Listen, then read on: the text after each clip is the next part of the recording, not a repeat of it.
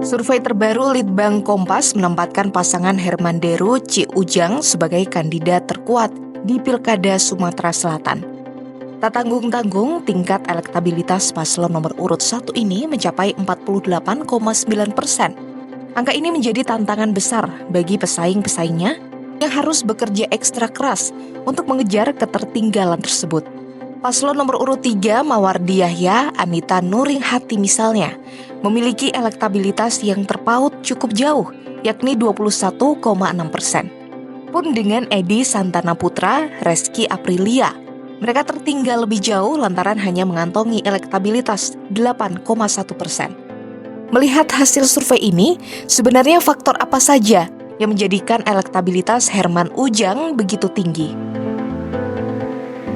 Dalam survei yang berlangsung 2-7 November 2024, ternyata salah satu faktor pasangan Herman Deru Ci Ujang memiliki elektabilitas tertinggi adalah faktor popularitas. Bisa kita lihat dari grafik berikut, persentase responden yang sangat mengenal dengan paslon nomor urut 1 ini mencapai 13,9%. Bandingkan dengan dua paslon lain, yakni Edi Santana Putra, Rizky Aprilia, dan Mawardi Yahya Anita Nuringhati.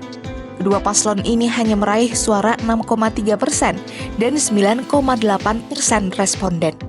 Sama halnya di kategori persentase responden yang sekedar tahu dengan paslon. Paslon Herman Deru Ci Ujang lagi-lagi meraih persentase tertinggi, yakni mencapai 73,1%. Sementara dua lawannya berturut-turut hanya meraih 37,3% dan 39,9%. Lanjut ke kategori persentase responden yang tidak tahu dengan paslon atau tidak menjawab.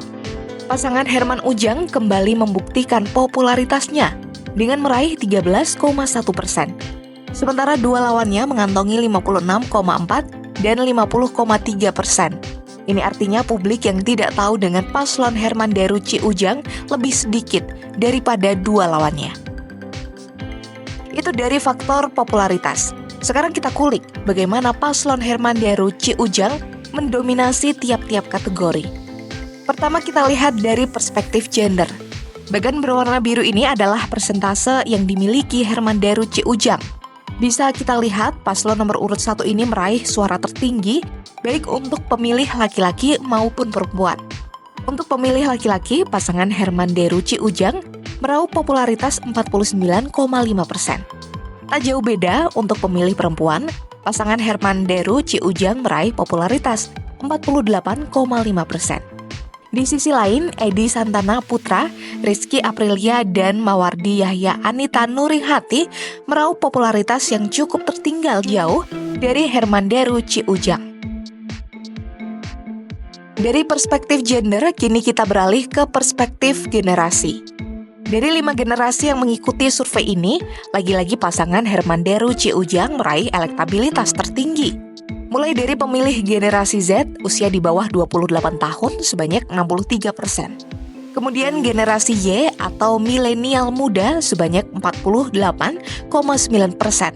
Lalu milenial madya 42,2%. Dominasi Herman Deru Ci Ujang juga terjadi di generasi X yang mencapai 44,9%, serta baby boomers yang mencapai 38,8%. Dari perspektif generasi, kita beralih ke perspektif status sosial dan ekonomi atau SES. Pasangan Herman Deru Ci Ujang meraih elektabilitas tertinggi di SES bawah, menengah bawah, dan menengah atas. Di status ekonomi dan sosial bawah, pasangan ini meraih 45,9%. Menengah ke bawah 53,4% dan menengah ke atas 50%. Herman Deru Ci Ujang hanya kalah di SES atas yang hanya bisa meraih 15% suara. Bila survei pemilih dilihat berdasarkan level pendidikan, pasangan Herman Deru Ci Ujang kembali menduduki peringkat tertinggi. Pemilih dari sekolah dasar 44,4%, sekolah menengah 58,1%, dan perguruan tinggi 43,6%. Bila survei pemilih dilihat berdasarkan suku, pasangan Herman Deru Ci Ujang kembali menduduki peringkat tertinggi. Pemilih dari suku Jawa ada 58,6%, Melayu 40,2%, Komering 60,7%, dan suku lainnya 45,5%. Keduanya hanya kalah dari sisi suku Ogan yang dimenangkan oleh pasangan Mawardi Anita. Kemudian bila survei pemilih dilihat berdasarkan agama, pasangan Herman Deru Ciujang kembali menduduki peringkat tertinggi. Pemilih dari Islam NU ada 45,8%, Islam Muhammadiyah 50%, dan Islam selain kedua itu ada 58,6%. Terakhir dari perspektif parpol.